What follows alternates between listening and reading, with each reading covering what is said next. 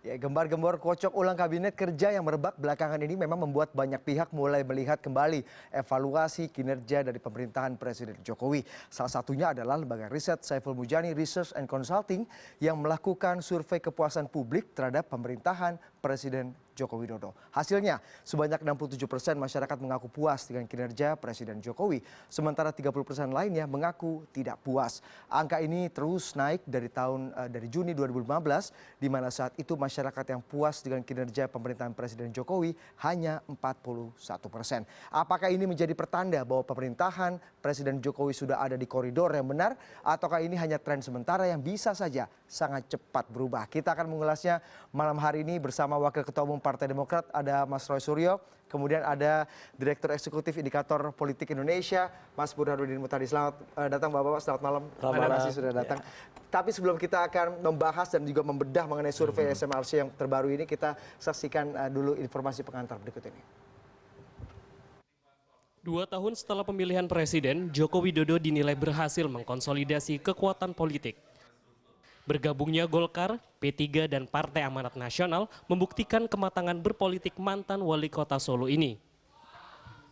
Tren dukungan terhadap Joko Widodo atau Jokowi mengalami kenaikan selama hampir 2 tahun kekuasaannya. Dukungan ini terlihat dari membaiknya kinerja di bidang pendidikan, infrastruktur, dan layanan kesehatan. Namun, kinerja di bidang ekonomi, penyediaan lapangan kerja, pemerataan pendapatan, dan tidak stabilnya harga kebutuhan pokok masih menjadi pekerjaan rumah pemerintahannya. Agenda-agenda yang belum tersoalkan itu selalu terkait dengan sektor ekonomi, khususnya tenaga kerja, akses terhadap kebutuhan pokok, dan akses terhadap terhadap sumber-sumber daya permodalan misalnya. Itu selalu menjadi konflik. Itu sebabnya saya kira itu bagian yang harus dimatangkan secara kebijakan dan harus dimatangkan juga secara konsep supaya betul-betul bisa teratasi mungkin dalam sisa periode kepemimpinan yang ke depan. Elektabilitas dan popularitas Joko Widodo diperkirakan masih mampu untuk meraup dukungan pada pemilu presiden tahun 2019. Dengan syarat, perbaikan fundamental di bidang ekonomi dan keamanan menjadi catatan pekerjaan yang harus diselesaikan. Raff Kaffi, Jakarta. Mari kita bahas dan bedah hasil survei yang mengejutkan atau tidak menurut Anda, Mas? Tidak, sama sekali tidak mengejutkan. Data kami di Lembaga Survei Indonesia, LSI maupun Indikator Politik Indonesia per Februari dan April 2016 itu sebenarnya kita sudah mendapatkan recovery ya. Jokowi berhasil melakukan upaya untuk merecovery, memulihkan kepercayaan publik yang anjlok di 2015. Oke, sempat anjlok 2015 ya? Sempat, bahkan kita temukan waktu itu di bawah 50%. Juni 2015, 41%. Nah, kalau kemudian kita lihat apa yang menjadi penyebab mengapa 2016 ada recovery atau memulihkan kembali kepercayaan publik, itu terutama pada indikator ekonomi makro. Jadi kalau kita bandingkan data BPS, terutama pada indikator makronya, inflasi misalnya, itu 2015 itu sempat di kisaran 6-8% inflasi. Nah, year on year-nya. Itu data BPS. 2016 itu sudah di bawah 4%. Kalaupun toh tinggi 4,4%. Jadi memang ada keberhasilan pemerintah untuk menurunkan angka inflasi, dan ini berimplikasi pada mudahnya keterjangkauan rakyat untuk membeli barang-barang. Oke, saya potong dulu Mas Burhan. Kalau bicara mengenai indikator makro, tapi ada beberapa hal yang kami juga catat indikator makronya.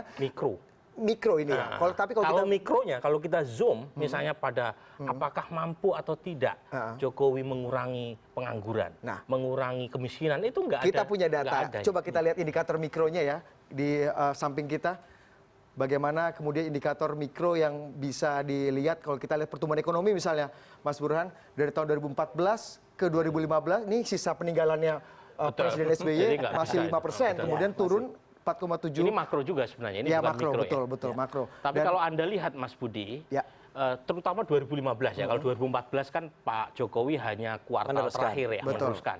yang 2015 itu kan cuma 4,79%. Betul. Di triwulan 2016 kan ada kenaikan, meskipun tidak meroket seperti yang dibilang Pak Tapi Jokowi. mungkin ini karena faktor global, resesi ekonomi dunia. Tentu saja. disalahkan Makanya itu. kritik saya tadi waktu press conference rilis survei SMRC, pada dasarnya masyarakat itu bisa tahu diri bahwa ada iklim global yang gloomy, tapi juga jangan diberikan angin surga. Ada pertumbuhan ekonomi yang meroket misalnya. Itu janji-janji seperti itu kan sudah balikkan ada kan? harga. Jadi lebih baik itu lebih kalau orang luar menyebutnya sebagai realistik. Kita lihat baik Mas Burhan, kita lihat indikator lainnya tadi pertumbuhan ekonomi makro, kemudian penduduk miskin. Bagaimana Presiden tidak berhasil secara signifikan mengurangi penduduk miskin, bahkan ada kenaikan lagi-lagi warisan Presiden SBY dinaikkan oleh Presiden Jokowi tahun 2015, kemudian meskipun sudah berhasil diturunkan sedikit pada sampai Maret 2016 ini. Data SMRC juga menyebutkan itu. Jadi kalau ditanya apakah Jokowi itu sukses atau tidak mengurangi jumlah kemiskinan, sebagian besar data SMRC yang tadi saya ikut menjadi pembahasnya itu memang ini sebagian besar mengatakan tidak berhasil. Ini logikanya di mana? Tapi sebelum dijawab itu kita lihat dulu, habisin dulu kali ya. Bagaimana kita melihat data pengangguran juga seperti itu 2014 terus meningkat di tahun 2015. Kita belum punya data tahun 2016. Next.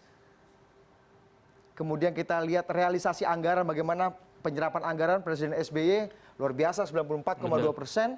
Kemudian menurun di zaman Presiden Jokowi dan sampai Juni ini lumayan sudah 41%. Itu kurang lebih indikator makro. Logikanya kan begitu kan? Ini saya mau nanya ke Mas Burhan, logikanya di mana? Kalau kita melihat indikator makro, pertumbuhan, kemiskinan, pengangguran itu kan sangat real datanya. Tapi apa hubungannya? Gimana logikanya ketika semua turun, Presiden Jokowi kepuasannya naik? Apa yang paling menjelaskan adalah inflasi. Mengapa inflasi? Karena inflasi itu real dihadapi oleh masyarakat.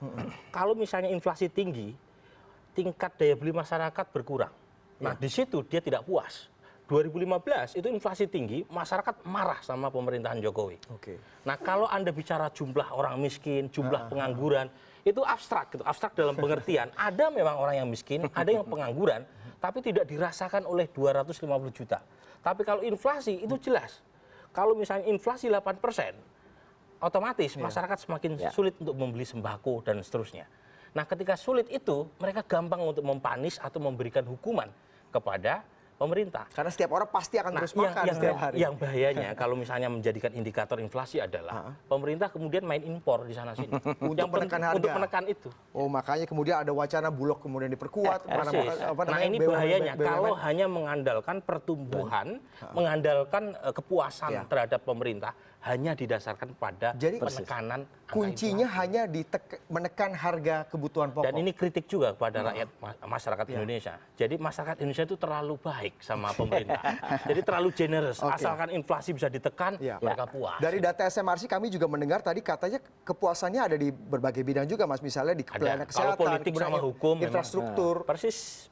Itu kan sebenarnya juga bisa dirasakan. Maksudnya tidak hanya melulu harga kebutuhan pokok yang bisa terjangkau. Tetapi yang bisa langsung, yang across the board, dalam pengertian bisa dirasakan secara langsung inflasi. Tapi kalau Anda bicara soal infrastruktur naik, bicara soal bagaimana pelayanan kesehatan, yang merasakan kan nggak semuanya. Berarti Menteri Pertanian dan Menteri Perdagangan dapat ini dong, award dari Presiden Jokowi dong, bisa Saya tidak tahu, kan ribut sendiri tuh. Beberapa waktu lalu katanya jeroan itu makanan anjing, sekarang direvisi itu. Makanya boleh mengimpor lagi. Meskipun harga daging tidak bisa sesuai dengan target Presiden 40.000. Mas Roy, ini anomali atau memang sudah bisa diprediksi? Kami tetap kecintaan terhadap rakyat itu tetap ya. Partai Demokrat tetap menaruh bahwa ini pemerintah harus hati-hati.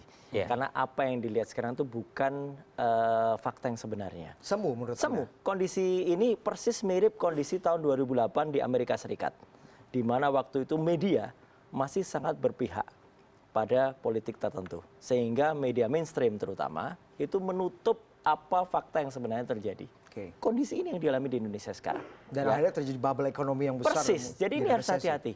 Demi kecintaan kami terhadap rakyat Indonesia, tolong ya jangan kemudian terlalu cepat puas dengan kondisi sekarang ini. Hasil survei itu pun juga karena melihat rakyat masih membaca media mainstream yang selama ini juga masih ibaratnya katakanlah masih sangat berpihak, bukan berpihak lagi, sangat berpihak. Dan ini pun juga harus hati-hati terhadap CNN ya. Jangan kita menyajikan fakta saja. Betul. Sama seperti tadi statementnya Presiden Jokowi. ketika beliau mengatakan nanti penilaian menteri terhadap rakyat. Menurut saya harus ada tim seperti UKP 4 zaman Pak SBY dulu. Karena semata-mata kalau rakyat seperti ketika terjadi reshuffle kabinet yang pertama waktu itu tahun 2015. Ada beberapa menteri yang sebenarnya bagus. Ada yang dari FAO segala itu. Yang sebenarnya kerjanya kelihatan di dalam tapi tidak pandai membawakan diri. Tidak pandai lancar berselancar politik gitu tidak pandai mengkomunikasikan programnya sehingga kemudian diganti karena Pak Jokowi melihat menteri ini nggak populer. Nah, kemudian memang ada menteri yang kinerjanya bagus dan populer ada. Ada menteri yang kinerjanya sama sekali nggak bagus tapi keluar terus karena membeli pemberitaan. Itu juga ada.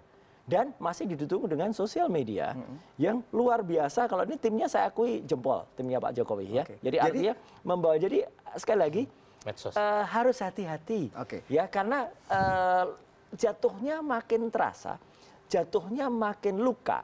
Kalau kemudian tidak hati-hati ya, kalau merasa sudah terlalu tinggi, wah toh aman semuanya, tiba-tiba nanti jatuh. Bisa tragedi seperti 98. Jadi intinya Roy Suryo dan Partai Demokrat melihat bahwa kepuasan publik yang cukup tinggi terhadap Presiden Jokowi harus ini hati-hati. Semu dan ini bisa hanya dikatakan, pencitraan karena komunikasi yang baik. Kami tidak sampai menyebutnya sebagai pencitraan. Kami tetap ingin negara ini bagus, sukses. Kami tetap ingin Pak Jokowi sukses sampai 2019 dengan baik tanpa ada gaduh. Ya, kami pun tidak ingin. Ya, Partai Demokrat tidak ingin gaduh dan bahkan Partai Demokrat yang terdepan untuk melindungi pemerintahan Pak Jokowi. Kalau ada yang ingin melakukan katakanlah seperti di Turki, ya itu tidak benar sama sekali. Tidak boleh. Ya, tapi jangan sampai kemudian terlalu puas, terlalu bangga dan bahkan menutup suara-suara masyarakat. Itu yang penting. Mas Roy, ada tiga poin utama kemudian yang digarisbawahi oleh Mas Burhan, bagaimana kemudian Presiden Jokowi mendapatkan dukungan yang baik terkait dengan kepuasan ini. Pertama, bisa mengendalikan inflasi, kemudian infrastruktur yang digeber. Jangan lupa faktor dunia. Prestasi dunia juga ya. Menurut Anda sama sekali tidak mengapresiasi bagaimana kemudian Presiden Jokowi bisa menekan harga barang pokok. Betul, tapi harus hati-hati, utang kita juga peningkatannya luar biasa tinggi. Ya, kalau dilihat keamanan aman ya bisa jadi, tapi contoh kasus penyanderaan yang dipilih kenapa orang Indonesia itu juga salah satu bukti bahwa kita sebenarnya kemarin masyarakat kenapa harus ditutup, bahwa kita sudah membayar tebusan. Itu kan kita bayar tebusan kemarin gitu loh, tapi ditutup-tutup terus sehingga akibatnya fakta lah yang terjadi. Untuk inflasi sendiri itu Anda apresiasi ya, bagaimana kita apresiasi, kita yang baik kita mengatakan baik. Makanya beberapa waktu yang lalu ketika Pak SBY dari Cikas menyebutkan refleksi yang dilakukan oleh Partai Demokrat itu kan kita apresiasi, yang baik kita katakan baik, proporsional lah Mas. Proporsional. Yang kurang baik kita katakan kurang baik. Oke, kalau Mas Burhan ini seberapa sustain sih sebenarnya kemudian data ini bisa diperoleh, bukan data ini, maksudnya kepuasan ini tetap bisa dijaga oleh Presiden Jokowi agar bisa tetap baik gitu. Tapi dijawabnya usai jeda berikut ini Mas Burhan. Nah, kami akan segera kembali usai jeda pariwara berikut ini.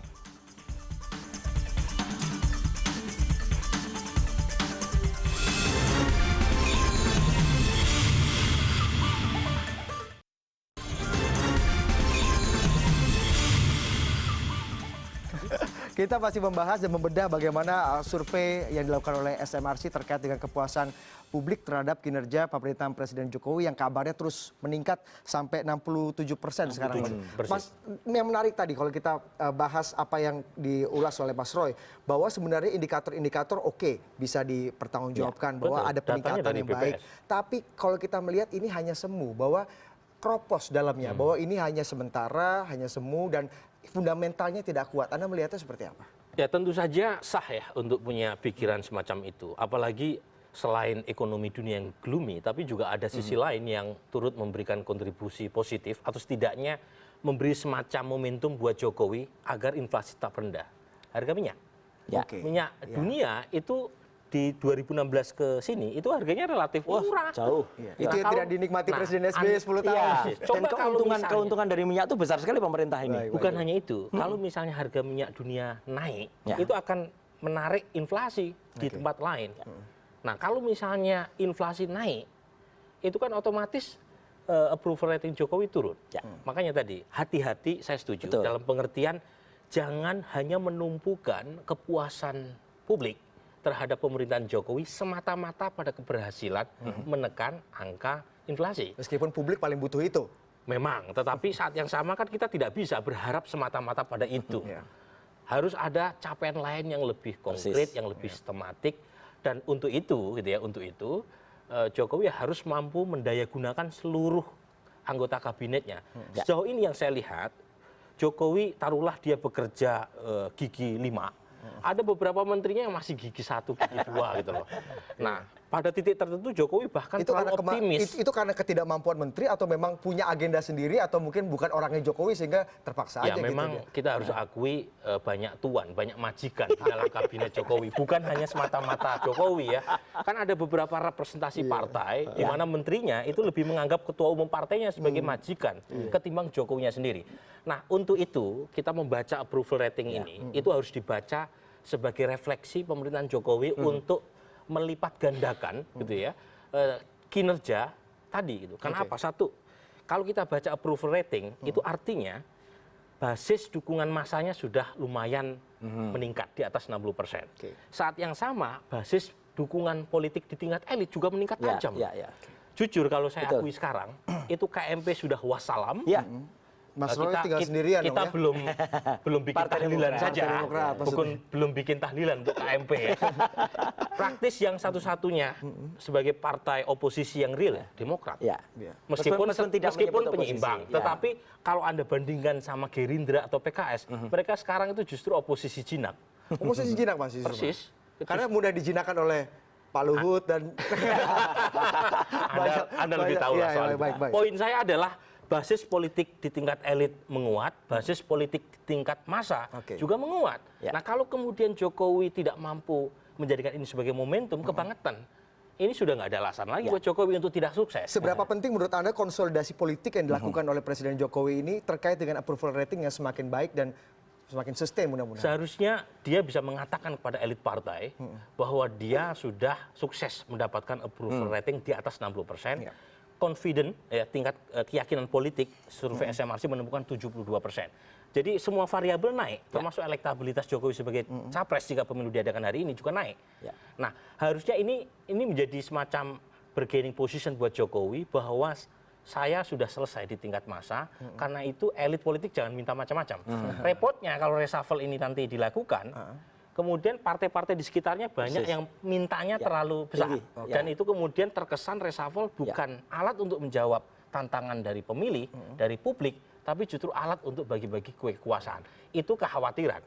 Sebab semakin banyak Golkar sudah masuk, PAN, P3, plus partai-partai sebelumnya. Harus ditampung juga dan yang sebelumnya kalau dikurangi pasti marah dong. Nah, pasti marah. Ini sudah yang kebakaran jenggot beberapa terakhir. Yang kasihan kan kemudian yang nanti yang dikurangi kalau saya terus nyambung yang dikurangi ada yang dari profesional. Padahal banyak sekali yang dari profesional bagus. Kita bicara mengenai reshuffle nanti Mas. Tapi kalau menurut Anda konsolidasi politik yang dilakukan oleh Presiden Jokowi ini berhasil? Seberapa penting sih Mas kemudian konsolidasi penting, ini untuk bisa mengakselerasi tapi juga karena kecintaan kami terhadap Presiden Jokowi. Jangan Presiden Jokowi juga terlalu percaya diri. Statement beliau terakhir yang jangan melakukan kriminalisasi terhadap gubernur, bahkan menginstruksikan kepada Kapolri, kepada kejaksaan, itu menurut saya agak lewat, agak offside. Diskresi ini offside menurut Anda? Iya, karena apa? Karena Presiden tidak begitu. Karena apa? Niat dari Presiden Jokowi ini benar, niatnya. Tapi bisa dimanfaatkan oleh orang-orang yang nanti kepala daerah yang melakukan itu, karena kemungkinan itu bisa saja terjadi dengan alasan dilindungi oleh presiden melakukan sesuatu yang akibatnya malah jatuh. Akhirnya pelanggaran hukum. Akhirnya pelanggaran hukum, dan itu sudah mulai kelihatan. Kalau Pak Jokowi terlalu melindungi seorang kepala daerah, ya seperti yang sekarang ini nampak sekali terjadi. Presiden Jokowi terlalu melindungi kepala daerah tertentu. Ya, ini akibatnya kalau kepala daerah itu melakukan kesalahan dan kesalahannya sudah terdengar di berbagai sisi. Ini akibatnya kasihan Presiden Jokowi akan ketarik juga ke bawah, gitu loh. Jadi kita cinta kepada presiden kita. Jangan sampai kemudian karena niatnya yang mungkin terlalu tulus ya, gitu terlalu tulus kemudian dimanfaatkan oleh orang-orang yang kemudian memanfaatkan ini. Tapi kalau menurut Anda Partai Demokrat sendiri melihatnya Presiden Jokowi ini berjalan sendiri atau semua menterinya ikut gerbong yang sama? Yang tadi disampaikan Mas Burhani betul sekali ya. Ada beberapa tuan di sini. Sehingga tidak salah kalau ada orang menyebut itu ada RI 1, ada RI 1,5 ya. Waktu zaman Presiden SBY ada nggak seperti itu? Tidak.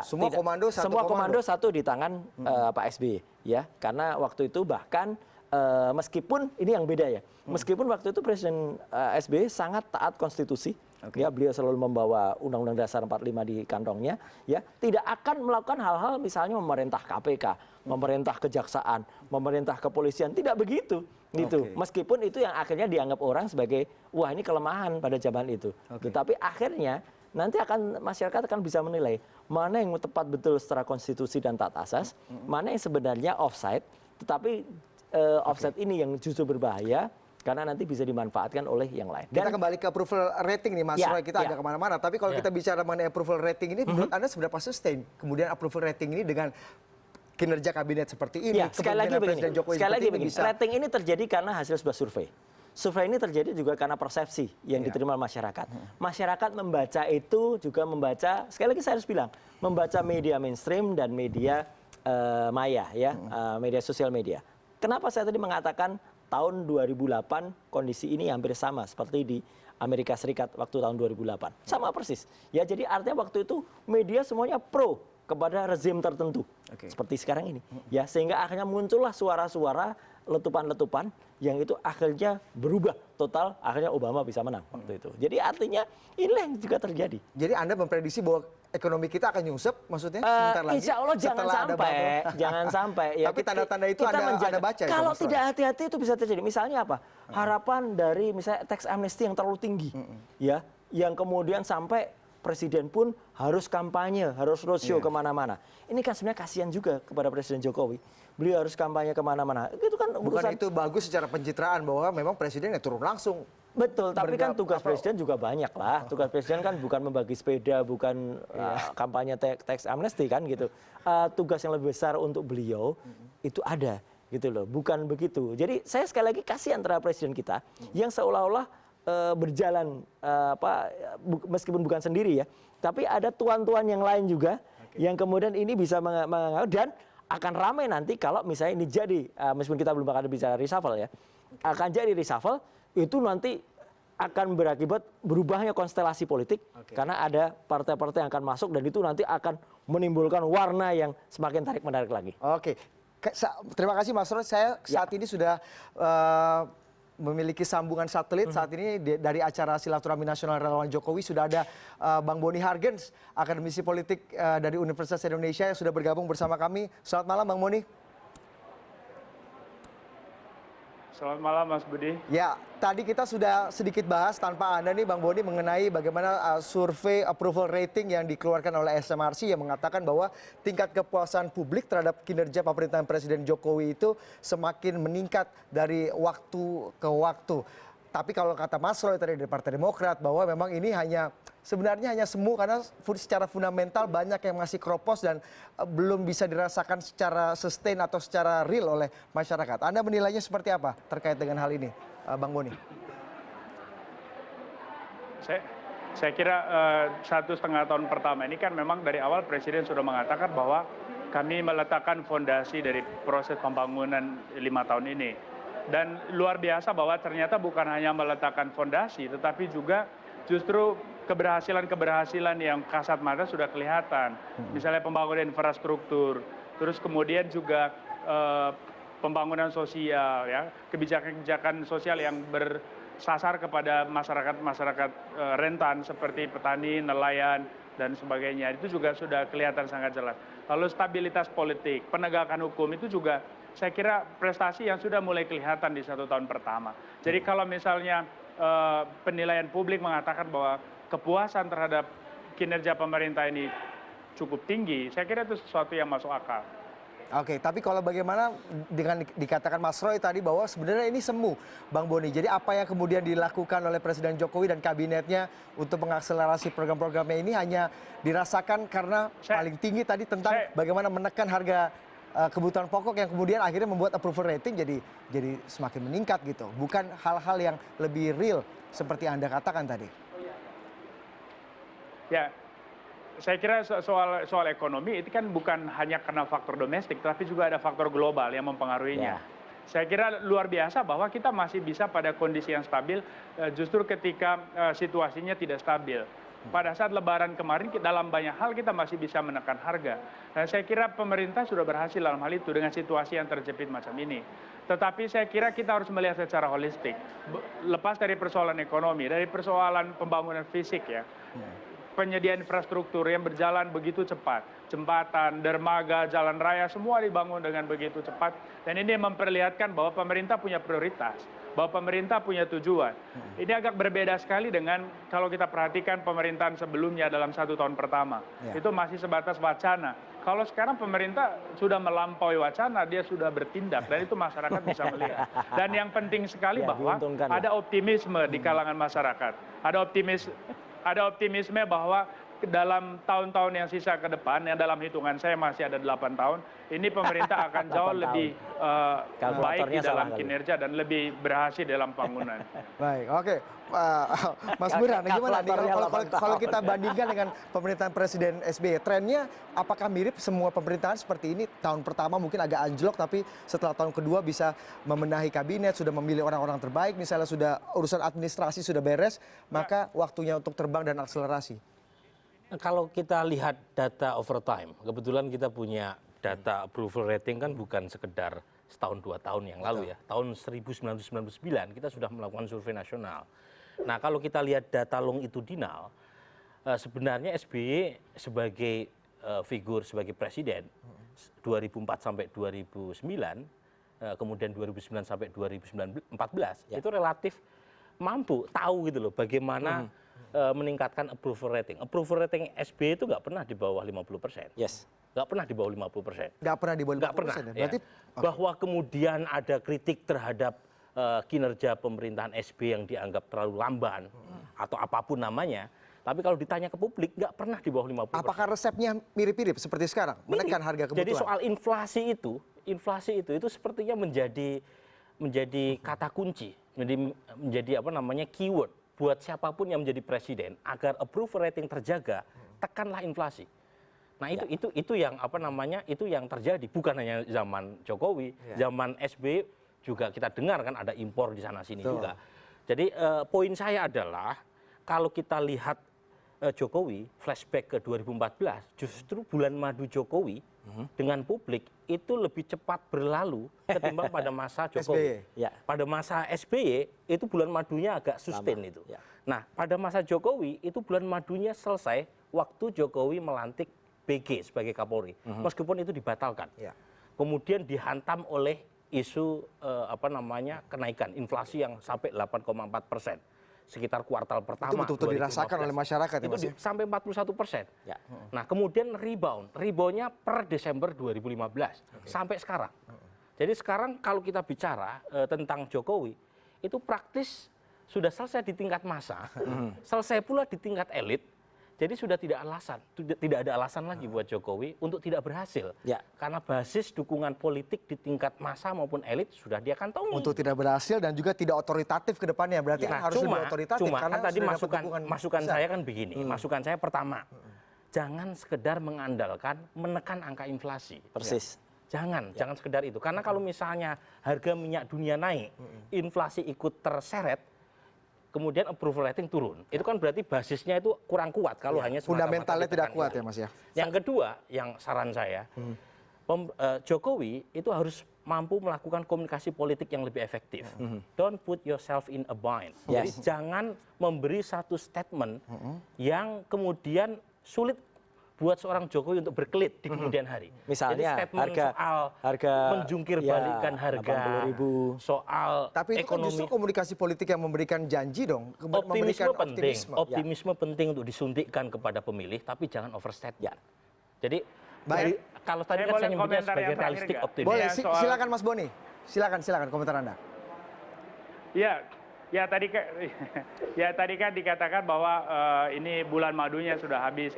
Tapi kita harus ingat bahwa ketika SBY menjadi presiden, memang dia fokus pada komunikasi politik. Dan saking fokus ya sampai kemudian SBY menjadi pemain drama, pemain sinetron. Nah ini yang menjadi persoalan. Dan di sini perbedaan mendasar dengan Jokowi. Jokowi dari awal tidak ingin membangun citra untuk pribadi, tetapi ingin membangun citra berbasis kinerja. Maka fokusnya kemudian adalah kinerja, kerja. Dan ini yang menjadi fokus. Sehingga kemudian memang dampak negatifnya komunikasi publik dari pemerintah menjadi kurang diperhatikan. Itu Gini. setuju. Ini- Tapi itu terjadi karena sebentar, Mas. pemerintah fokus pada kinerja. Berbeda dengan zaman SBY, dia fokus pada public relation, dia fokus pada bagaimana komunikasi publik, membangun image kepada masyarakat. Tapi Saya kira justru ini yang lebih rapuh menjadi- zaman SBY ini yang ya, Bang menjadi Boni, ya? perbedaan dari aspek komunikasi politik Ya. tadi. Baik. Mas Roy, tapi disanggahnya usai jeda berikutnya kami Oke, sudah harus break. oke. Kami akan segera kembali usai jeda berikutnya, tetaplah bersama kami.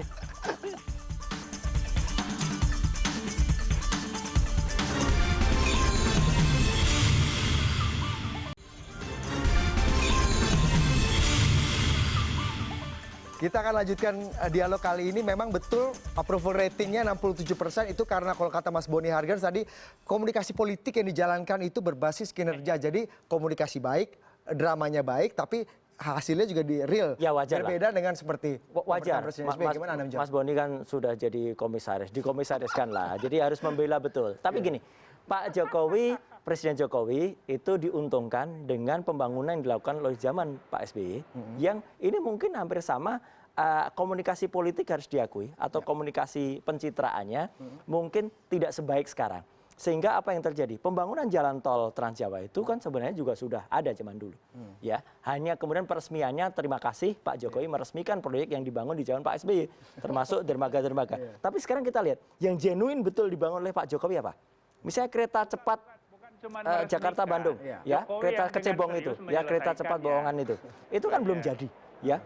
Kemudian tol laut, yang katakanlah tol laut itu akhirnya bisa mengangkut sekian ratus sapi dan lain sebagainya. Kenyataannya impor.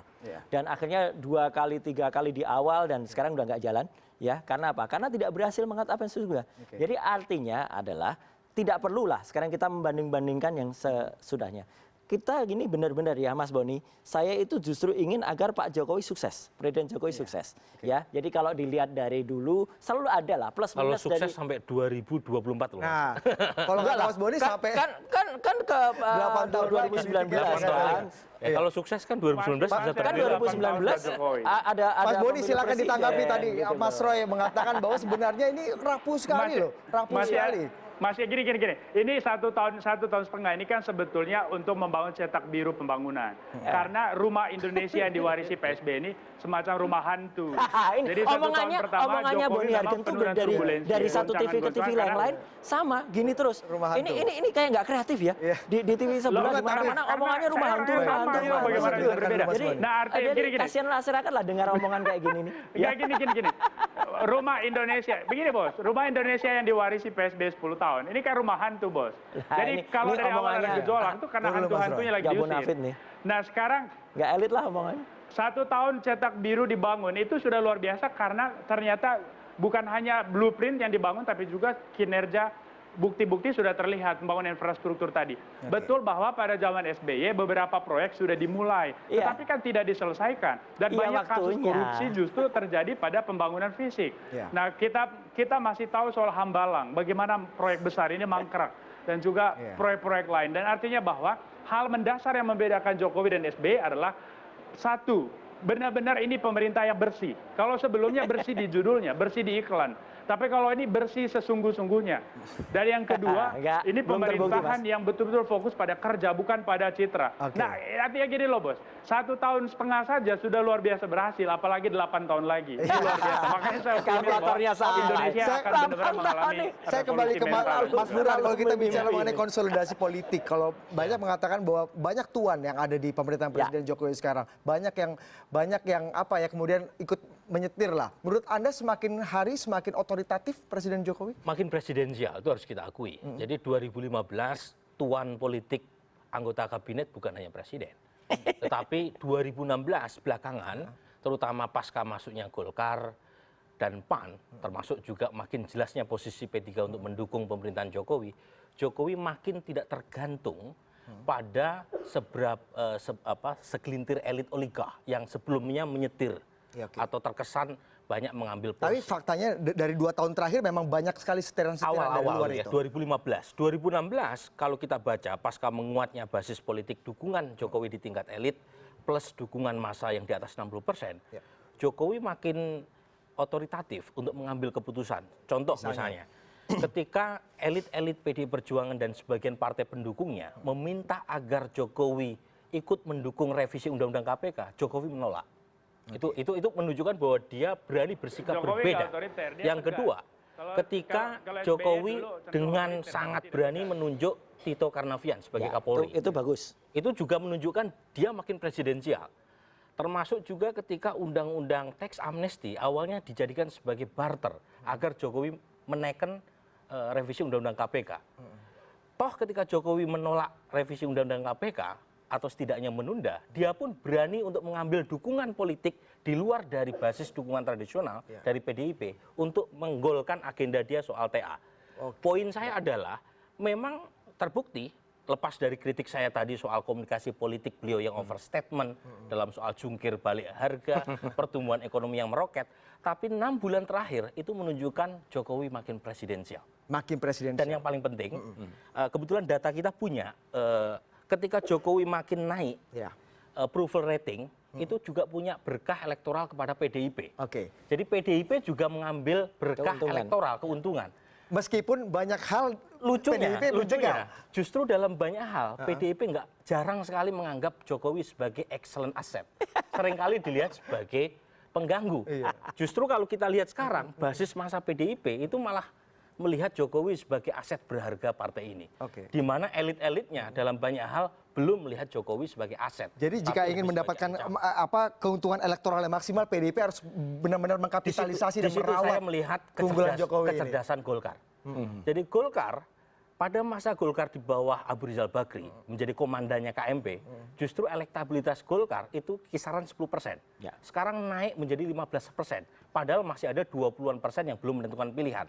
Golkar sekarang justru mengkapitalisasi mereka yang puas terhadap Jokowi, Baik. tapi kesal terhadap PDIP. Baik, Bang Boni Hargens akan segera meninggalkan kita karena rupanya Presiden Jokowi akan segera tiba di acaranya. Ada statement terakhir dari Anda, Bang Boni, terkait dengan perbincangan kita malam hari ini, bagaimana Presiden Jokowi tidak hanya misalnya memberikan janji dan juga pembuktian dari bidang ekonomi, tidak hanya infrastruktur lah, tapi Iya, juga konsolidasi politik, bagaimana moral, Iya. penegakan hukum, sehingga selaras semuanya gitu.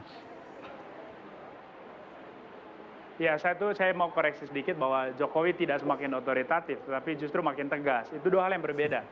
Kalau dulu Pak SBY mungkin kata otoriter lebih cocok dipakai, tapi Jokowi sebenarnya jauh Sama lebih lagi tegas. Dan saya kata-katanya, setuju di setiap bahwa TV sama. presidensialisme ini makin kelihatan. Presidensialisme ini kelihatan warnanya, itu betul. Tapi saya kira dari awal memang Jokowi punya kewibawaan sebagai presiden. Dan betul-betul sistem presidensialisme ini jalan. Karena check and recheck itu jalan dengan parlemen. Dan parlemen juga saya kira melakukan kritik dan oposisi berjalan dengan baik. Ya. Lalu soal hubungan dengan partai, misalnya PDI Perjuangan, saya mau koreksi bahwa sama sekali tidak ada persoalan yang begitu sengit di antara PDI Perjuangan dan Pak Jokowi. Bahwa di permukaan ada sekelompok orang yang coba memainkan hubungan itu seolah-olah ada masalah. Saya kira ini orang yang ingin memancing di air keruh. Faktanya bahwa dari awal Ibu Mega memang mendukung Pak Jokowi dan punya komitmen untuk mengawal pemerintahan ini sampai selesai. Faktanya di parlemen artinya suka bahwa, diganggu, Bang Boni. Justru hari ini dengan munculnya partai-partai lain sebagai pendukung pemerintah, saya kira ini justru memperkuat fondasi dan ini positif. Dan PDI Perjuangan sama sekali tidak resisten dengan itu. Justru PDI Perjuangan membuka ruang supaya partai-partai lain juga bergabung. Artinya yang positifnya tentu stabilitas politik yang terbangun ini akan melapangkan jalan bagi Presiden Jokowi untuk mempercepat proses pembangunan di masa pemerintahan ini. Bang ke Boni, depan. menurut Dan Anda kita seberapa- semua optimis bahwa 1,5 tahun inilah. Menurut Anda Ya. seberapa sustain, seberapa Kenapa? bisa bertahan lama kemudian approval rating ini di angka yang cukup baik sampai nanti mungkin menghadapi pemilu gitu? Apa kemudian kriteria-kriteria yang membuat sustainable approval ini tetap yang baik gitu, Mas Boni? Saya kira justru akan makin baik ke depan karena tidak hanya di aspek ekonomi ya, aspek sosial, aspek hukum, ya aspek pertahanan keamanan ini juga semua menjadi perhatian pemerintah dan Presiden punya konsentrasi yang serius. Baik. Dan kita lihat bagaimana Tito Karnavian menjadi Kapolri, ini pilihan terbaik untuk aspek penegakan Ya, hukum. baik. Sepakat. Lalu Ini di sepakat. sana ada Gatot sebagai Panglima, ini juga pilihan terbaik karena ini figur-figur yang memang sejalan dengan visi Presiden. Dan kita percaya bahwa penegakan hukum dan juga keamanan dan pertahanan kita akan jadi lebih baik. Dari aspek sosial saya kira kebijakan sosial dari pemerintah juga mulai berjalan lebih real. Jadi bukan wacana lagi, ini betul-betul menyentuh langsung para masyarakat yang membutuhkannya. Baik. Makanya saya optimis bahwa justru menjelang pemilu 2019 persepsi publik terhadap pemerintah justru makin positif dan tingkat kepuasan itu makin tinggi. Jadi Baik. tidak ada yang perlu dicemaskan. Justru hari ini kita harusnya memberi apresiasi bahwa inilah presiden pertama yang mencetak prestasi besar di 1 tahun pertama. Baik, terima kasih Bang Boni Hargens yang telah bergabung bersama kami dari Senayan. Silakan dilanjutkan acara halal bihalalnya bersama para relawan. Terima kasih. Kita akan kembali usai jeda berikut ini mengenai bagaimana approval rating yang juga ternyata berkaitan dengan keuntungan elektoral yang bisa didapat oleh Presiden Jokowi. Kami akan segera kembali dengan pembahasannya usai jeda berikut ini.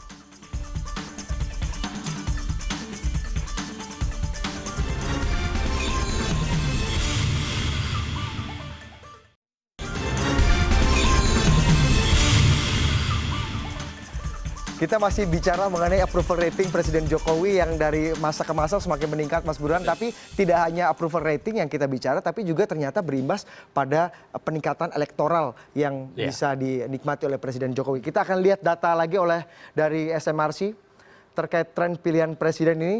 Kalau jika ini apa yang bisa kita baca dari sini, Mas Burhan?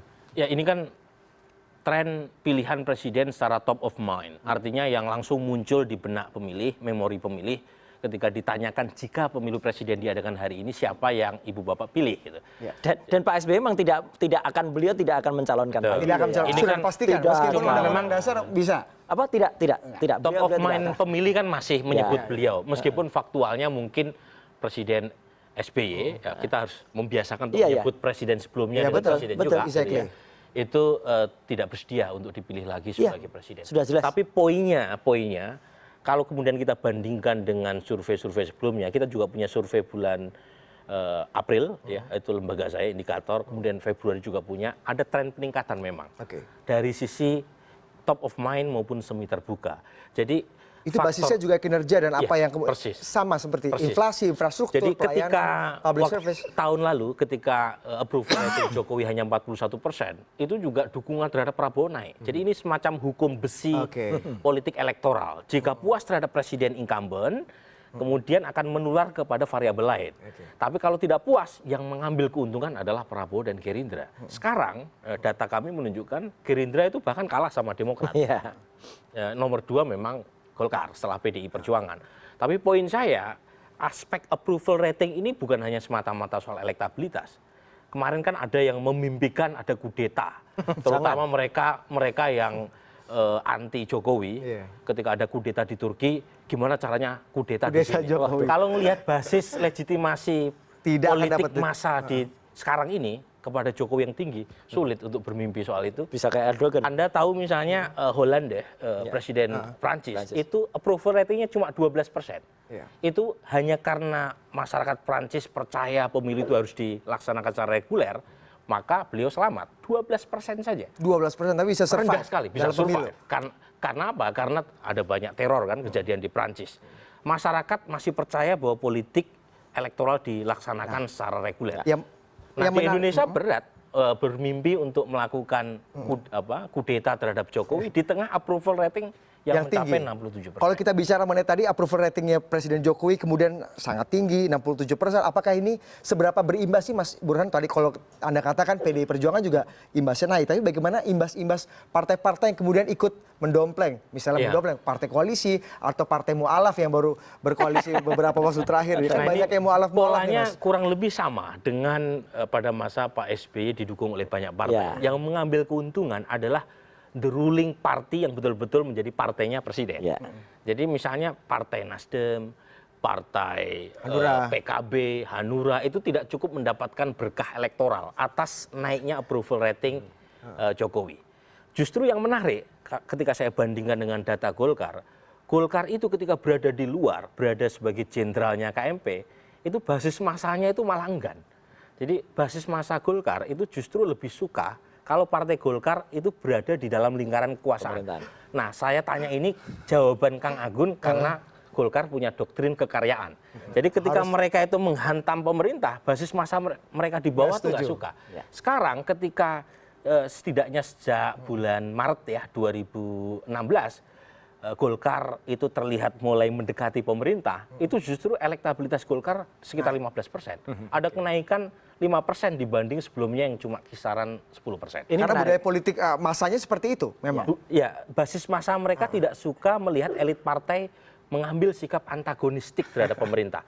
Bisa jadi juga karena mereka mengambil basis massa yang puas terhadap Jokowi, tetapi kesal terhadap PDIP. Oke. Jadi ada juga. Jadi virus Jokowi ini kemudian juga membawa berkah bagi partai-partai. Menurut saya ini kepintaran elit Golkar, karena mereka tahu kalau di elektabilitas capres kan nama Setia Novanto nggak muncul. Gitu.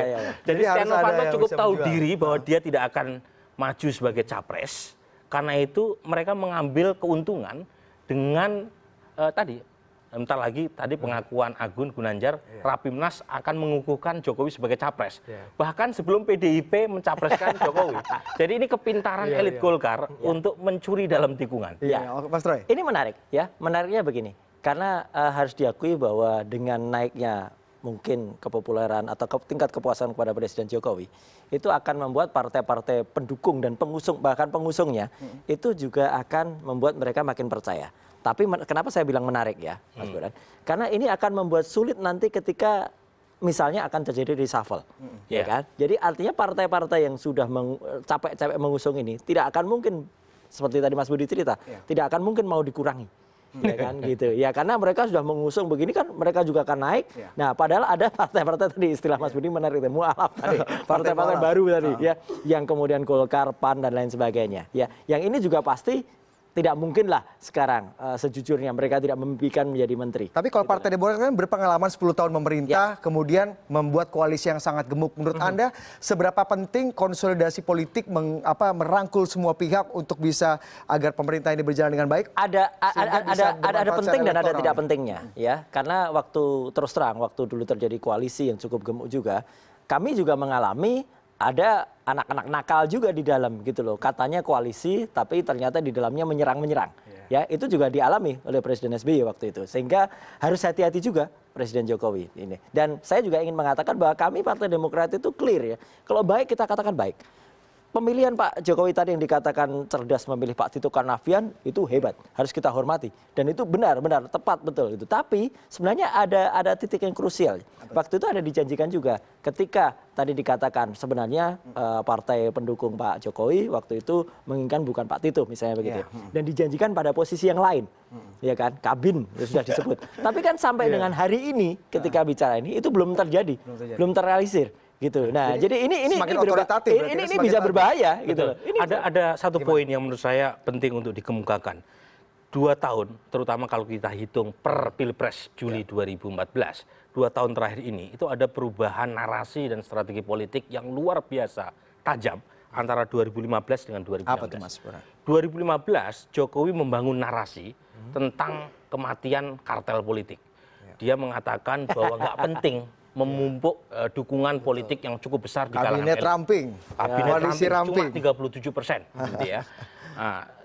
Tapi saat yang sama 2015 itu menunjukkan ketika Jokowi lepas dari kartel politik, dia terperangkap dalam oligarki politik dan tidak efektif berjalan. Jadi bayangkan dia menjadi presiden triple minority dari orang baru yang dari orang Solo tiba-tiba menjadi pusat epicentrum politik nasional, kemudian mendapatkan dukungan hanya 37% di parlemen, jadi minoritas dari sisi dukungan politik di legislatif, dan terakhir tidak punya remote control terhadap partainya sendiri. Partainya sendiri. Karena itu tersetir oleh oligark di 2015. Tidak cukup efektif untuk mengelola pemerintahan. 2016 dia lepas dari oligarki, tapi drifting back to political cartel. Nah sekarang kalau kita akomodasi seperti itu. Ya, sekarang kalau kita hitung dengan masuknya Golkar, PKS dan PAN dan P3 itu praktis dengan 4 partai sebelumnya itu praktis sudah maksimum ini dukungan yang berada di belakang Jokowi. Nah pertanyaannya, apakah kartel politik ini justru memperlambat langkah Jokowi untuk melakukan konsolidasi kekuasaan dan pemerintahan, ataukah justru mempercepat? Nah, dalam pengertian, kalau misalnya dukungan politik ini terlalu gemuk, itu juga akan menyulitkan Jokowi untuk bergerak secara lincah.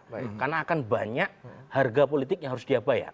Nah, reshuffle ini menjadi pembuktian. Apakah dia harus membayar hutang politik tadi dengan mengakomodasi partai dengan mengorbankan profesional? Persis.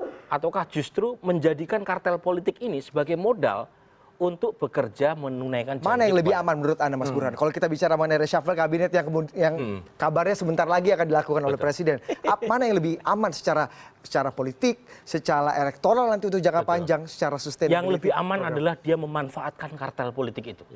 Jadi menunggangi kartel politik untuk kepentingan buat masyarakat secara lebih luas. Misalnya begini, sekarang kan dengan keluasaan dukungan politik yang besar, Jokowi bisa mengatakan tidak jika ada agenda partai politik tertentu yang menghambat kinerjanya. Misalnya, dia bisa mengandalkan Golkar dan PAN kalau misalnya PDIP atau Nasdem atau Hanura menjadi anak nakal. Tapi kalau misalnya Golkar yang menjadi anak nakal, dia kembali lagi ke PDIP, dia bisa swing gitu ya. Dia harus bisa mengelola itu, Mas. Plus. Jadi poinnya adalah di atas 50% plus. Nah, pertanyaannya apa indikatornya? Nah, reshuffle. Kalau kemudian dari Golkar masuk 2 atau 3 partai, PKB kemudian dari PKB misalnya berkurang sedikit atau misalnya tetap, berarti sama dong dengan sebelumnya. Kalau kemudian bergantung sekali lagi pada kekuatan kartel politik dengan mengorbankan kepentingan publik secara lebih luas. Harusnya kalau bisa mengelola kartel politik ini untuk mewujudkan sebuah prestasi, saya yakin elektabilitas akan terus sustain. Betul. Jadi yang penting adalah jangan menjadikan reshuffle ini sebagai agenda untuk power sharing semata-mata. Mas Roy, terakhir, apakah dengan tren yang terus meningkat seperti kata Mas Burhan tadi, bagaimana Jokowi juga bisa mengelola konsolidasi politik dengan baik, ini akan jadi ancaman yang menarik nih untuk Partai Demokrat, ancaman yang berat.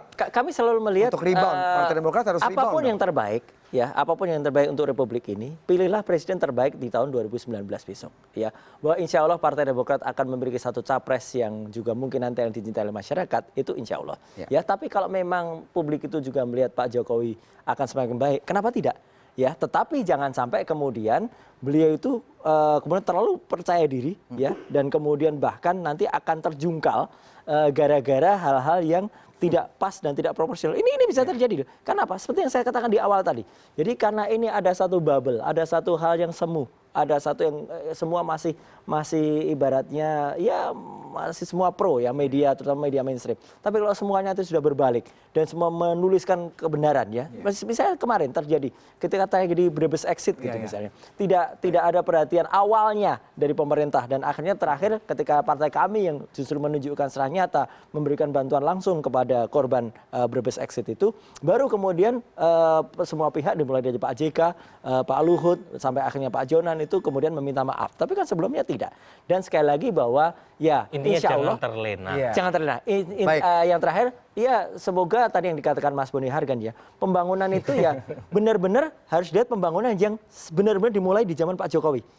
Misalnya kereta cepat bohong itu harus harus betul-betul terwujud gitu Mas. Karena tenaga kerja terus virus yang ternyata semua heboh, ternyata ada pabrik virus baru yang dibangun di Bogor. Ini kan menjadi pertanyaan bagi masyarakat gitu loh. Ternyata di belakang ini sana lagi negara ini itu menjadi lagi, PR bersama untuk pemerintah. Mas Roy sudah mengingatkan, Mas Burhan juga sudah mengingatkan. Kita kawal Presiden Jokowi dan Partai Demokrat pun tidak akan setuju untuk terjadi kudeta. Jangan sampai. Terlalu mahal. Semua masyarakat kan punya kepentingan agar pemerintah ini berhasil. Persis. Jadi Partai Demokrat pun saya kira kesatria. Jadi kalau misalnya positif memberikan apresiasi. Kalau ada yang masih kurang diberikan kritik. Persis. That's the yang paling beauty penting masyarakat jangan dibohongi oleh hanya pencitraan-pencitraan, drama-drama baru. Paling tidak realnya harus bisa dirasakan juga. Terima kasih Mas Burhan, Mas Roy atas perbincangannya malam hari ini.